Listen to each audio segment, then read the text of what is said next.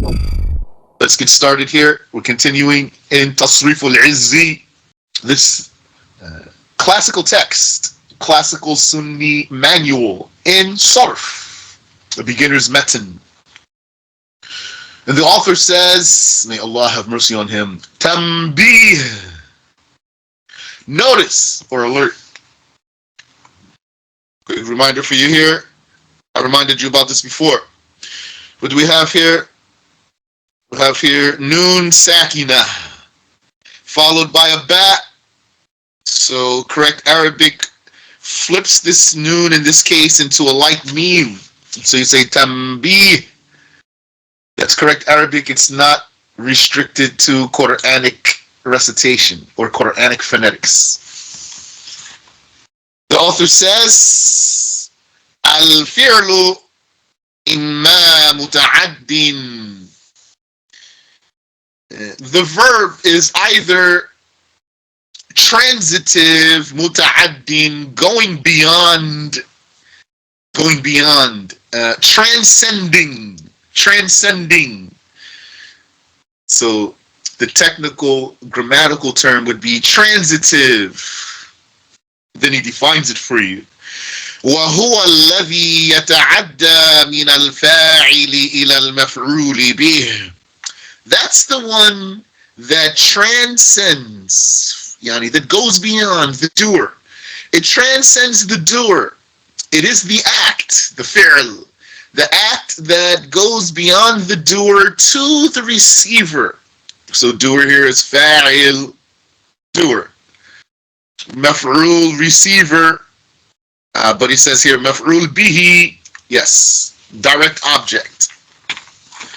If you remember the lessons from Nahu, you remember there's many types of mafa'il. So the author here was specific which maf'ul he means to discuss. The maf'ul bihi that we're going to call direct object. If you have any question, feel free to ask, please. Who doesn't learn? The shy one doesn't learn, and the arrogant one doesn't learn. Sheikh Raid, if you can tell Yes. us, like, what is maf'ul bihi in English? Direct object. Direct object means receiver of the verb. Okay. Now it's going to appear in the author's. Yes. Is always mansub? Yes. Maf'ul bihi is always mansub. Barakallahu feekum. Amin wa fikum. And examples now are going to come clear in the author's examples. He says, كَقَوْلِكَ, like for you to say, ضَرَبْتُ زَيْدًا, I struck Zayd. ضَرَبْتُ زَيْدًا. So, let's break it down here. ضَرَبَ فِعْلٌ مَاضٍ, past tense verb. مبني على فتح مقدر, built with an estimated fatih. Because past tense verb always ends with fatih. Past tense verb always ends with fatih. Past tense verb always ends with fatih, even if it's an estimated one. That's the saying we're going by. That's the saying from Al-Ajur Rumiyah. Different from the saying that's in Qatrun Nada, if you were joining us for both of those. So why the fatih doesn't appear there? منع من ظهوره كراهية توالي أربع متحركات فيما هو كالكلمة الواحدة. What prevents this fatih from appearing here is the aversion, the old Arabs' aversion to 4 consecutive harakas in something that's like one word. Because darabtu, that's 2 words there. But it's like one word. It's not like one word because the ta is suffixed. That's not what makes it like one word. What makes it like one word is the strong bond between the doer and the doing. The act and the actor and the action. The actor and the action. There is no doing without a doer. It is possible to have a doing without a receiver, but it is not possible to have a doing without a doer. You're going to see. So the relationship between the action, which is the striking here, and the actor, which is the speaker being yani, represented by the ta, which means I. That relationship is so strong that these two together, when you do connect that ta like that, they're like one word. So the Arabs didn't want to have too many harakas in a row here in this case. So they dropped that last vowel, even though they're able to say it before connecting this pronoun for the doer. They say darabtu. So that's past tense verb built with the fatha. Really, built means at the end of the verb, which is the ba. Make sure you ask me if you have any questions, please, or if I'm going too fast. And ta, the pronoun ta, ضمير متصل is a suffixed pronoun. مبني على الضم. It's built with a dam. Let's use purple. It's built with a dam. في محل رفع. It's in the nominative slot because it's the subject of this sentence. That ta is the subject of this sentence. ضربت, I struck. Now, this verb, by virtue of its meaning, must have a receiver. There must be something struck, just by virtue of the meaning of the verb. Even if we don't say, which we're going to say, but even if we didn't say Zaydan, I struck Zayd, you know in your mind that something was struck or someone was struck because that's the meaning of the verb. Just like if you say akaltu, I ate, even if you don't say what you ate, you know something was eaten. There must be a maf'ul bihi, a direct object for this verb. I saw, there must be something, even if you don't mention it. So this type of verb in Arabic is called muta'addin, transitive. In English you say transitive.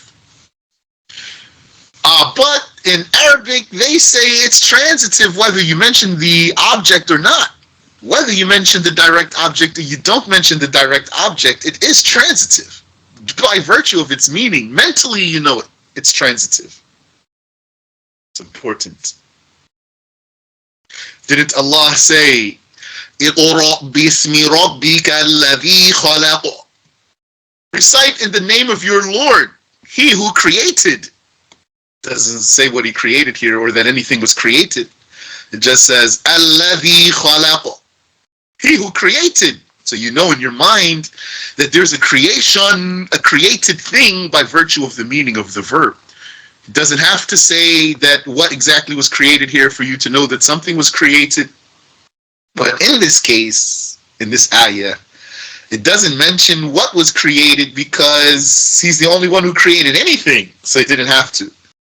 But I saw in some English documents, I don't know if I read something that was wrongly documented or if they differ about this, but I saw they said, if the direct object is not mentioned, if you just say, I ate, and you don't say what you ate, then they're going to call it intransitive. So that doesn't fit Arabic standards. It's going to be transitive anyway, whether you mention what you ate or you didn't, because just by virtue of the meaning of the verb and the fact that you have a mind to put two and two together. So he says, كَقَوْلِكَ ضَرَبْتُ زَيْدًا, like for you to say, I struck Zayd. So Zaydan, مَفْعُولٌ بِهِ, direct object. Mansub, accusative. وَعَلَامَةُ نَصْبِهِ فَتْحَةٌ, and its sign of nasb is a fatha. Is there any question here? I just wanted to ask about كلمة ضربت. ضربت Yes. it's فعل ماضي مبني على الفتح. Yes. Yes. والتاء هو ضمير متصل Yes. مرفوع. Is that how you say it or no? No. مبني في محل رفع. مبني في محل رفع فاعل. فاعل, yes. And is it also ضمير متصل ضمير مستتر تقديره لا, أنا؟ not مستتر. Not مستتر. Okay. Mustatir means you're not saying it. Okay, but If you is there like لأنه تقديره أنا. no taqdir here. It's Okay. there, right there in front of you. Ta. Okay. Okay. جزاك الله خيرا. I mean, Wafiq. There's no taqdir here. There's no estimation here. Rather, yani, if you want to explain the Arabic in Arabic, what they would say if it weren't Arabic is the ta is the pronoun for the speaker, just like ana is the pronoun for the speaker. If you were to say ana, there's no taqdir here. You're saying the pronoun, which means I. Here you say darabtu. There's no taqdir here. You're saying the pronoun, which means I. It's just two different pronouns, though. One is a disconnected one, and one is a connected one. Is that clear? Yes, Sheikh. بارك الله فيكم. Amin wa fikum. He said, may Allah have mercy on him, وَيُسَمَّى أَيْضًا وَاقِعًا وَمُجَاوِزًا. And it is also called, yani this type of verb is also called waqi'a. Waqi' means falling. A falling one. One who is falling. Waqi', which means this act is falling upon something. So in the example we have, the strike is falling upon something struck. And another example I gave you, the eating is falling upon something eaten. And the creating is falling upon something created. We're talking here grammatical terms here. وَمُجَاوِزًا. And it's also called transcending. That means going beyond. Going beyond what? Going beyond the doer to the receiver. This act goes beyond the doer and extends to the receiver. Keep this lesson in mind when you learn about the chapter of Takween in Aqidah. We'll help you understand what the Ash'aris and the Maturidis are saying. Yes. He says, وَإِمَّا غَيْرُ مُتَعَدِّ. Or else, the verb is intransitive. غَيْرُ مُتَعَدِّ. Now, just so you know, here it says مُتَعَدِّن. Tanween here, مُتَعَدِّن. Originally, you say مُتَعَدِّي. It's going to come back too. You need to know it. So you would say مُتَعَدِّيٌ. مُتَعَدِّيٌ originally. But the dhamma is heavy on the ya. So we're going to remove that dhamma. And what's left then is a ya with a sukoon. And what's this other dhamma over here? Really, that's the tanween, which is a noon with a sukoon. You can't have two sukoons in a row. So you're going to get rid of the first sukoon, which is the first sakin, which is the ya. Now all that's left is the tanween. And this tanween here is not really a dhamma, but a noon with a sukoon. So all we're going to do is slide it right over here. So it becomes muta'addin, so that you know. So really, this, when we say muta'addin here, the first part. Al-fi'lu imma muta'addin, it's like there's a dhamma here. Muta'addiyun. Now, if this is not clicking for you, it's okay. But if it is clicking for you, then I want you to benefit and know that. Here, muta'addin, it's like there's kasra here. There is kasra there. It's not the same kasra though. Muta'addiyin. Okay. So anyway. وَإِمَّا غَيْرُ مُتَعَدٍّ. Or else it's intransitive. وهو الذي لم يتجاوز الفاعل إلى المفعول به.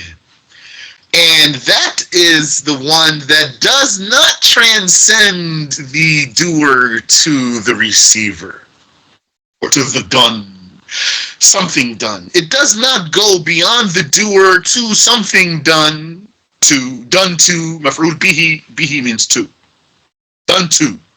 Maf'ul done. Bihi to it. Done to it. Or just done to if you want. So the muta'addi is the verb that transcends the doer to what was done to. Something done to it. And the غير متعدي, the غير المتعدي is intransitive is the one that does not transcend the doer to something done to it. And again, appreciate the straightforwardness of the terminology, because in the Arabic you don't have to borrow from another language to express the terminologies, so it makes it easy to digest. You're just going to say all these things with normal words, so normal layman person can understand. Unlike Western approach to education, they want to borrow technical words from Greek and Latin and all other languages besides the one they speak in the first place. Kakolika, like for you to say, Hasuna Zaid. So there's no way to put a maf'ul bihi here. Hasuna could mean Zaid was beautiful. Hasuna Zaid could mean Zaid was beautiful. Or Hasuna Zaid could mean Zaid was good. Hasan. So فهو Hasan, therefore he is Hasan. Yani, if we do the sarf for this one, we would say Hasuna. You know the mudari', if you studied at least, you should know, you better know that the mudari' here is yahsunu. Nothing more, not yahsinu or yahsanu. Only yahsunu, because the maldi has a dhamma in the middle. Hasuna yahsunu husnan. That's your mastar there. Al-husn. فهو حسن. فهو حسن. So the one described with this verb, yani the quote unquote doer of this verb is called Hasan, not Hasin. Hasan. This will come later. Why it's not Hasin? We'll talk about that later, inshallah. We're going to, for now, call it doer. The doer's pattern here. We're going to call this the doer's pattern here. It's not really a doer. Not really, but we're going to call it a doer. That's valid. The scholars do call it here fa'il, doer. The doer of what is in front of it, above it. But it's a doer figuratively, because there's not a real action here. Being beautiful is not an action, so that the one who is beautiful is doing something. It's not an action, so that it even has past tense and a present tense, actually. Hasuna Zaid, Zaid was beautiful. Yahsunu Zaid, Zaid is beautiful. Yani, he's beautiful. Usually one's not going to stop being beautiful if they are. Just like if one's ugly, he's not going to stop being ugly if he were, or tall or short. So tall is Zaid. Zaid is yani tall. I'm not talking about he grew up from being a child. Just he's a tall person. Let's say he's an adult now. Tall as Zaid, this adult named Zaid. Tall as Zaid, he's finished growing now. Khalas, he's not going to get short. He's going to stay like that. Tall yatulu. Past tense, present tense. It's not a real action. It's the type of verb though. Fahuwa tawil. So now he is tawil, Zaid. Tall as Zaid. Fahuwa tawil. He's tall. We're going to call that for now, until you learn more, the doer. If you have any question about that, feel free. I hope I didn't just give you too much information. وَيُسَمَّى أَيْضًا لَازِمًا. And this type of verb is also called lazim. That's what you're going to find most of the time. That's the name you'll find most of the time. Lazim. Fi'lun lazim. That means adhering to the doer. Bound to the doer. Does not go beyond the doer. Lazim. Stuck. Stuck to the doer. And it's also called not following. That means intransitive. Does not take a direct object. Any questions so far? The author says, وتعديته في الثلاثي المجرد. And the way to make it transitive, تعديته, making it transitive. If you have a verb that is intransitive and you want the meaning of this verb to be transitive, then how can you turn such a verb into something transitive? في الثلاثي المجرد, if it's triliteral verb devoid of any extra letters. بتضعيف العين is by doubling the middle letter. وبالهمزة, or by adding a hamza before the first original letter, so that the hamza becomes the first letter. So that hamza becomes the first letter. كقولك, such as for you to say, فرحت زيدا, I delighted Zaid. So you would say first, فرح, correct, with kasra. So that means, so if we were to say, فرح زيد, Zaid was happy, or Zaid was delighted. Say was delighted here, it's not intended passive voice. We're going to talk about active voice and passive voice too. Several times I've said this word, passive voice, and maybe you don't know what does that mean when I say it. I realize that you might not have known what it means, but I didn't want to stop to explain it to you, and I'm not going to now either, but inshallah ta'ala it will come. So Zayd was happy, or Zayd happied. So if you want to try it, just make a past tense verb there. Zayd happied, and he was happy. Okay, that's it. There's no object for this verb. So what if you want to take this meaning of this happiness or delight and give it a direct object? How would you do so? He tells you, كقولك فرحت زيدا.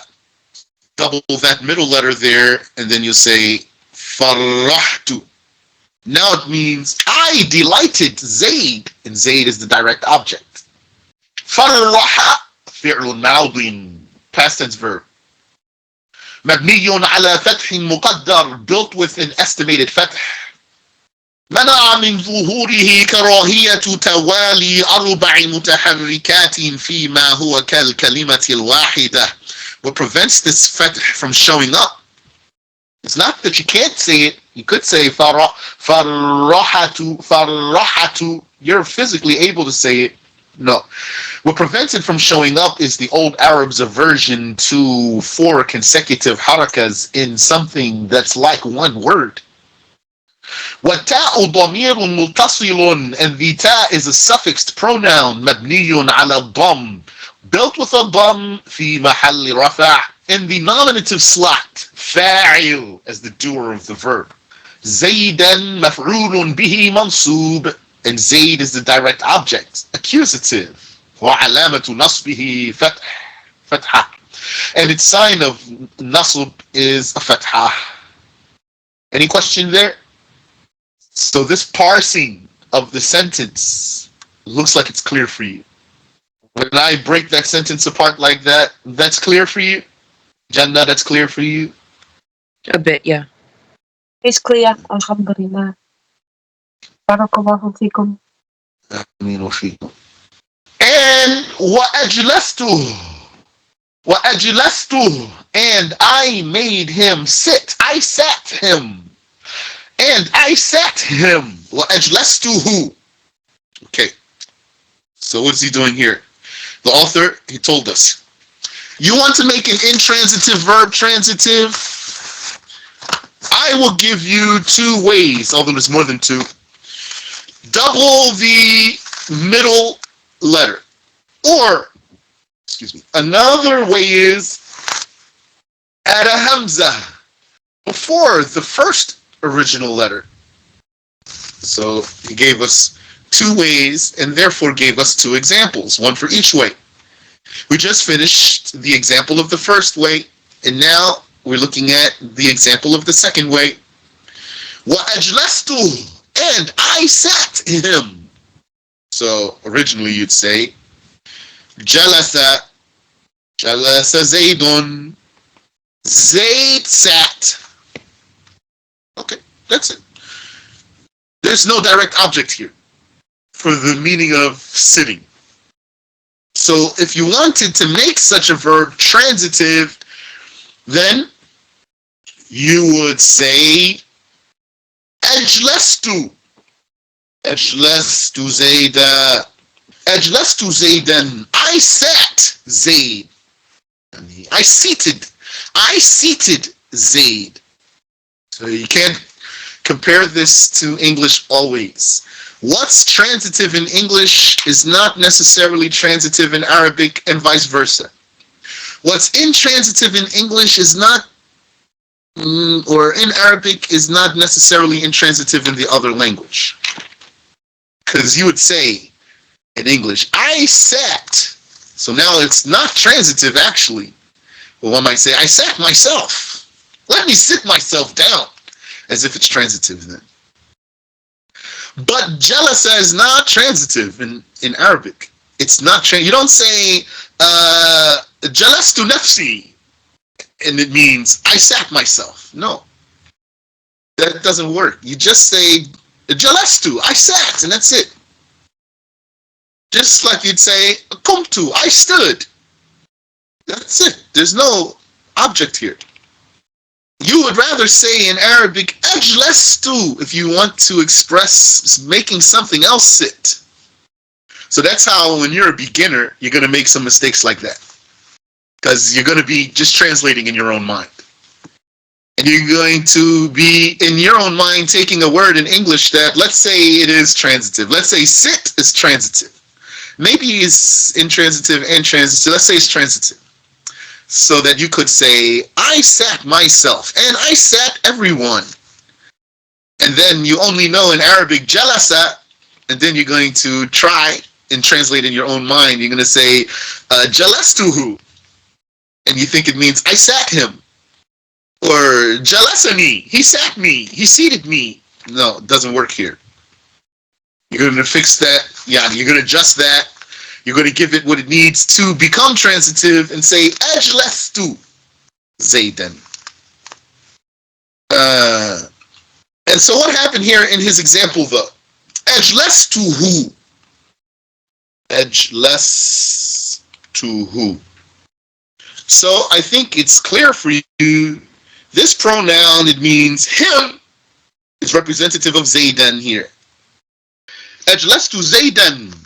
Or ajlastuhu. If you were to say ajlastuhu, I sat him, then there should have been something that you said before that makes the pronoun relevant. Who's he? So if you just walk right into the room and the first thing you say to someone is ajlastuhu, I sat him, and I seated him, then someone's going to say who? Because there's no reference for the pronoun. So you don't start with pronoun like that. That's how they build suspense in the movies. They just say pronoun for no reason. It's him. Who? So let's parse it. Ajlasa. فعل ماض مبني على فتح مقدر. Past tense verb built with estimated fath.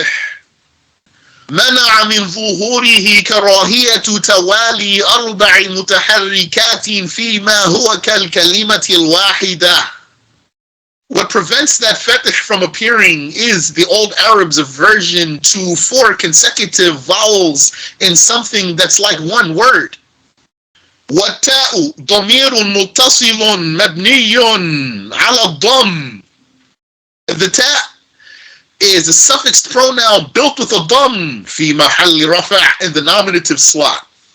فاعل as the doer of the verb, meaning the subject of the sentence here.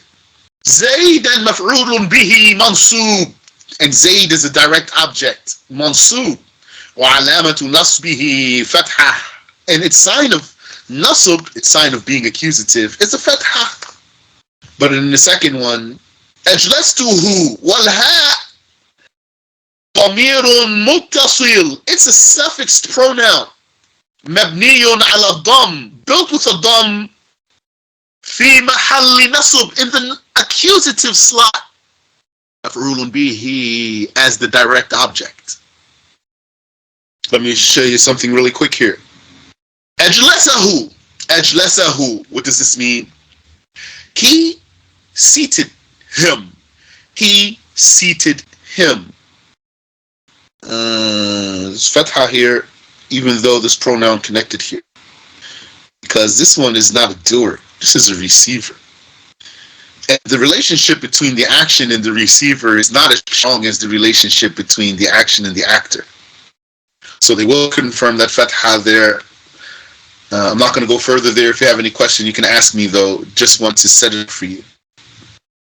The difference between the doer's pronoun and how the end of the verb will affect, the end of the verb, and the receiver's pronoun and how it does not affect the end of the verb. Also, I hope that's not too much information. If that doesn't click for you right there, you can afford to let that go to the side also. It will come back, inshallah. Any question? Sometimes I want to give you so much information. I really hold back a lot of times. But I don't want to overload you. I have a quick question. Yes. So, adding the ta with a dhamma at the end of a verb makes it for you, or like yourself? Yes. Ta with a dhamma is the speaker alone. Okay. The speaker alone. So if you want, instead of saying you yourself, say the speaker. Okay. The speaker is going to be you, though. Meaning you're the speaker. I. So it's for I. Yes. Okay. Masculine or feminine. A man says fa'altu and a woman says fa'altu. Alrighty. Thank you. You're welcome. Then he gives us a third way. I said 2 ways. There's more than 2 ways. He gave 2 ways and there's more than 2 ways. He gave more than 2 ways. He gave 3 ways. But the first 2 ways involve adjusting the verb itself, the pattern of the verb itself. The third way does not involve adjusting the pattern of the verb. He says, وَبِحَرْفِ الْجَرِّ فِي الْكُلِّ. And by using the prepositional particle in all cases. Prepositional particle, harf jar, or genitive particle if you want. It makes a verb transitive. Always. Yeah, that's what it does. That's its function. This prepositional particle. Not any and every harf jar, the ones that work like that. The prepositional ones. Always. Nahu dhahabtu bi Zayd wantalaqtu bih. Like dhahabtu bi Zayd and intalaqtu bihi. This is like, so dhahaba means he went or he left. He departed. Dhahaba. So there's no object here. It's just the doer with his doing. The doer, which is the leaver, and his doing of leaving. Or the doer, which is the goer, and his doing of going. That's it. There's nothing that's gone to or made to leave here. There's no object here. So if you wanted, you could say, أذهب Zaydan. Now it's transitive. I made Zayd leave. But the author doesn't want to talk about that here. He wants to talk about using harf jar. ذهب بزيد. He made, or what did he say actually? He said, ذهبت. I made Zayd leave. ذهبت بزيد. I made Zayd leave. So this prepositional particle makes the verb transitive. Prepositional particles always make, yani, a verb might be transitive already by itself and still works with prepositional particle. It's already transitive. Or it would be intransitive, and because of the prepositional particle becomes transitive. So, yani, let me show you in English what this is meaning. If you say, I stood. So that's nothing but the doer and his doing. There's nothing received here. But if you say, on the table, this doesn't mean that you made the table stand. No.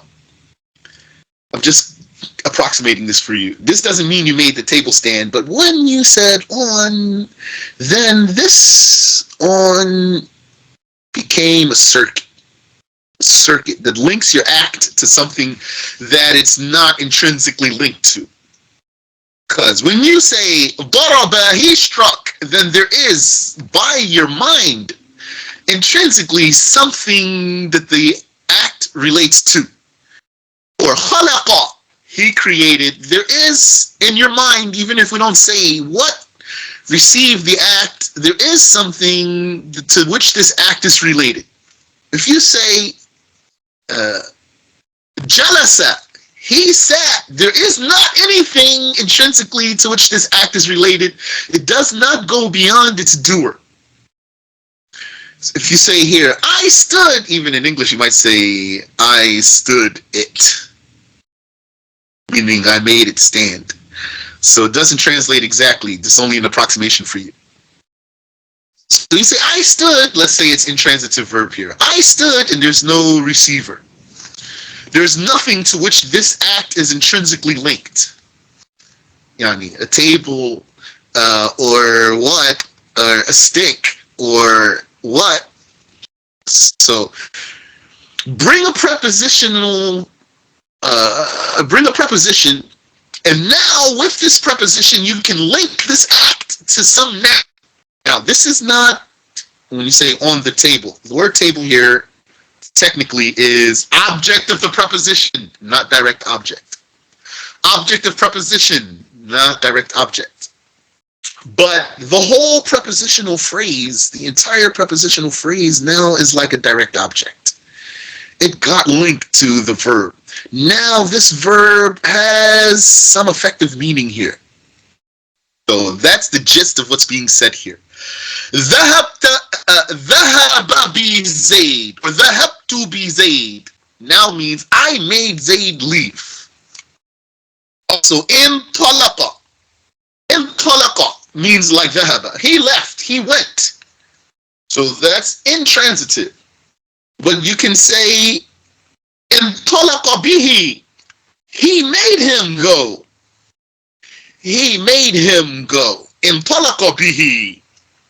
But this is not here ثلاثي مجرد. This is not ثلاثي مجرد. Because what did the author say in the beginning of the paragraph? وتعديته في الثلاثي المجرد. The way to make ثلاثي مجرد transitive. And then at the end he gave an example of what's not ثلاثي مجرد. انطلق. That's ثلاثي مزيد فيه. Any question here? So then, that whole section is done. We finished it. We said everything he wanted to say there. What did the Prophet say? Sallallahu alayhi wa sallam. If you learn one chapter of knowledge, will be more rewardable for you than praying 1,000 rak'ats of optional prayers. We just finished the chapter.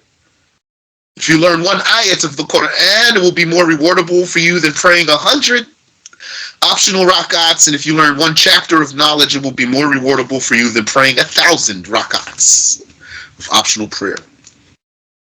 Subhanaka Allahumma wa bihamdik ashhadu an la ilaha illa anta astaghfiruka wa atubu ilayk.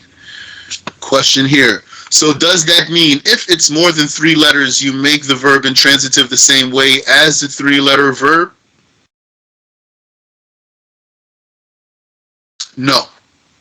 That's why he said if it's thulathi mujarrad. Thulathi mujarrad is the one that's going to be receptive of getting that middle letter doubled or receiving the hamza in the beginning, or some other ways that the author didn't mention here. But all verbs can be transitive by harf jar. Allah says, لَذَهَبَ بِسَمْعِهِمْ وَأَبْصَارِهِمْ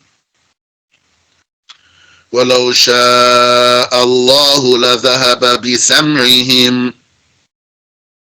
وَأَبْصَارِهِمْ. Had Allah willed, He would have made their hearing go away. He would have made their hearing go. ذَهَبَ بِسَمْعِهِمْ. So ذهب by itself is not transitive verb. It would just mean he went or it went. ذهب هو. But by this ba became transitive. ذهب بسمعهم. He would have made their hearing go away. وأبصارهم, and their visions. إِنَّ اللَّهَ عَلَى كُلِّ شَيْءٍ قَدِيرٌ. Indeed, Allah is over everything very powerful. Okay, so next week, inshallah, we're going to do some practice that the author has here for us. We're going to see the different pronouns that attach to the back of the verb, and with the different patterns. So we'll go through all of that. نصر نصرا نصروا نصرت نصرتا نصرنا نصرت نصرتما نصرتم نصرت نصرتما نصرتن نصرت نصرنا. What we go through next week, inshallah, this you need to, if you want to be successful in Arabic, you need to practice this to be able to flow through that off the top of the head, putting all the pronouns with any verb. Like here, nasara, nasara, nasaru, etc. So transitive and intransitive are terms they talk about in Nahu. So is this a good example of its intersection? Yes. Yes, it is. Because we talk about transitive, that means you're talking about fa'il and maf'ul. So then that's Nahu right there. Fa'il and maf'ul bihi, that's Nahu. Not sarf. Fa'il and maf'ul. But to achieve this meaning, you need to sometimes resort to the sarf by doubling the middle letter or adding the hamza. Ameen wa fikum. Wallahu a'lam.